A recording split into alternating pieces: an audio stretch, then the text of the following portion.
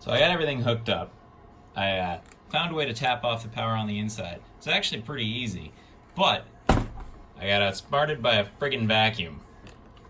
Look, everything works great. Roller spins, we're all good. But if I try to plug in the light, and I swap this out for a buck converter, because this roller head operates at 16 volts.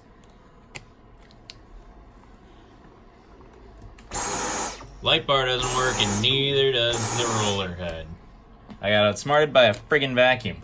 What's going on here? The roller head realizes when there's too much load and shuts itself off. So it's seeing the roughly equal load of the light bar as a problem and turns itself off. Damn. Now this is super interesting though.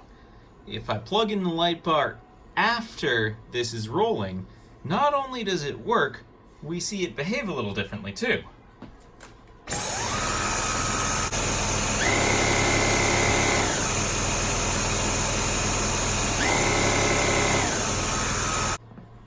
It's like it goes into friggin' turbo mode.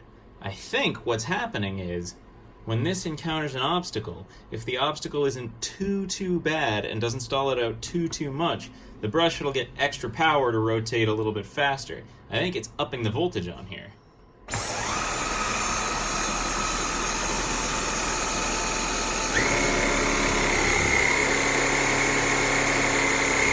Sure enough, goes up to 27 volts if the thing encounters an obstacle.